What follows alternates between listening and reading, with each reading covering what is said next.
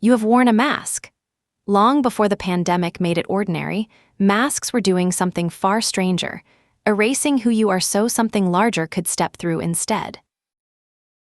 The oldest confirmed masks date back roughly 9,000 years, found at Nahal Hemer in the Judean desert, carved stone faces, almost certainly worn in ancestor ritual. Masks appear independently in nearly every ancient civilization on every inhabited continent. That convergence tells us something about a permanent, universal need buried deep in human psychology. Ancient Egyptians placed masks over the faces of their dead to lock identity in place for the afterlife, made from linen, plaster, or gold, depending on what the family could afford.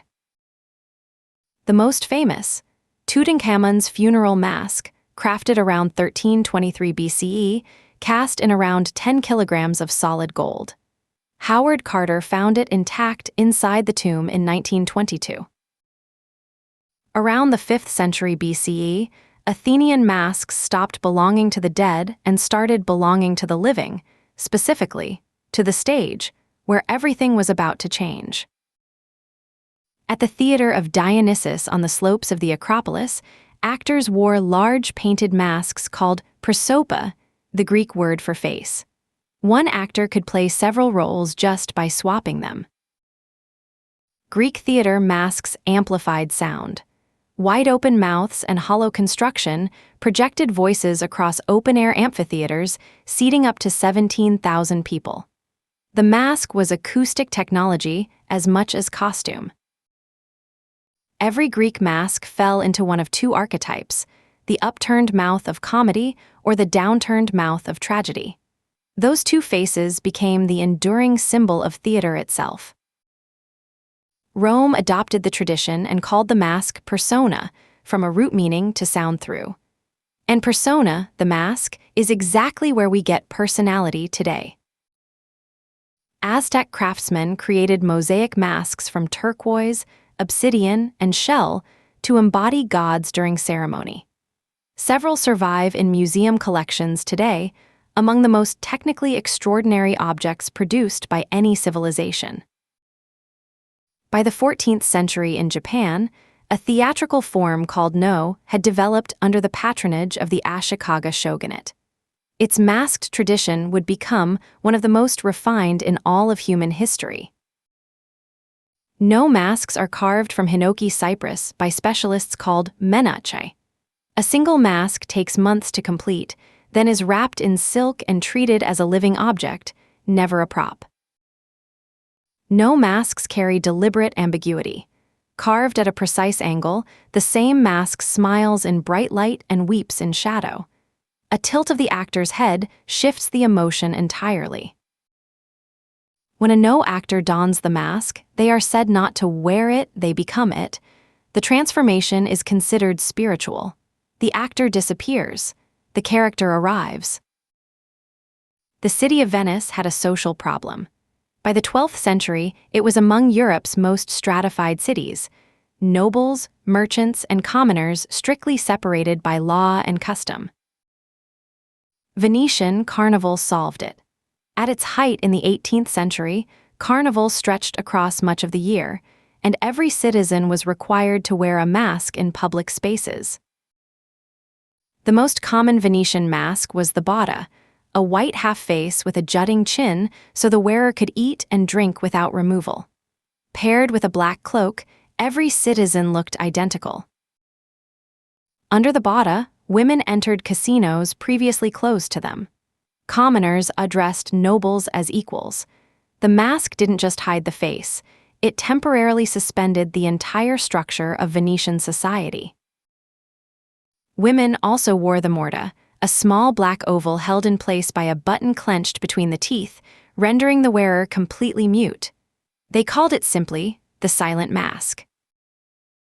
In 1797, Napoleon conquered Venice and Carnival was officially banned. The mask vanished from public life for nearly 2 centuries, revived only in the 1980s as a tourist festival. In Africa, masks were never theatrical, they were sacred. Among the Dan of Côte d'Ivoire and the Chokwe of Central Africa, masks make ancestral spirits visible to the living. The gelid masks of the Yoruba of West Africa are recognized by UNESCO as an intangible cultural heritage. Worn in paired dances, they honor female spiritual power, the mothers who sustain the world. African ceremonial masks are made according to strict ritual protocols. The wrong person wearing the wrong mask in the wrong context is not merely disrespectful, it is considered genuinely dangerous. In medieval Europe, executioners wore hoods not just for anonymity.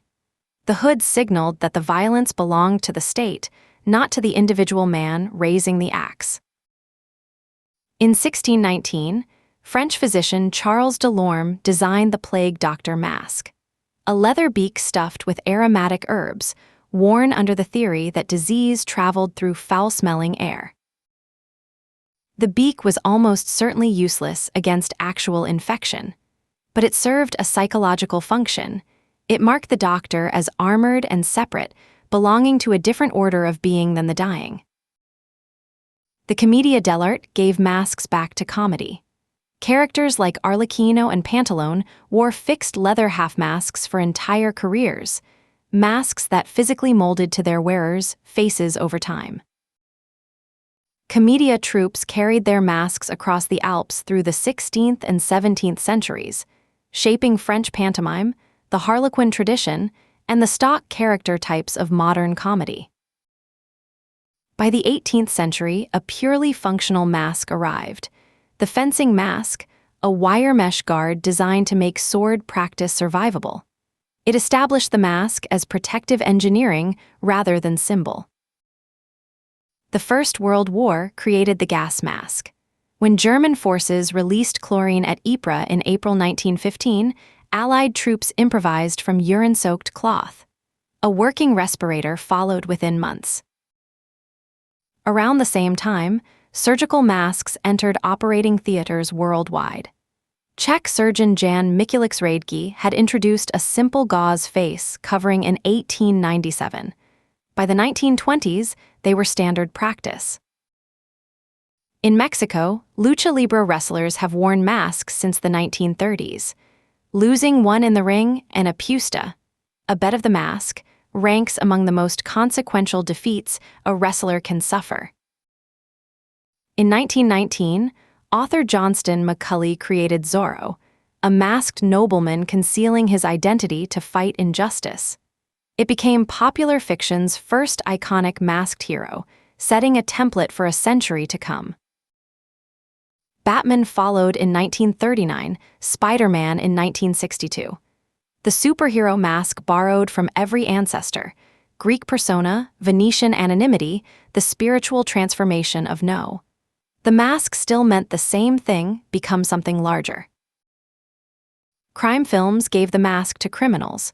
Rubber Nixon faces in Point Break, grotesque masks in Eyes Wide Shut.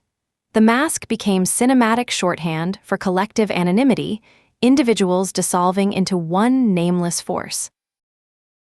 The Guy Fawkes mask, popularized by Alan Moore's graphic novel V for Vendetta from 1982, became the actual face of the hacktivist group Anonymous from around 2008.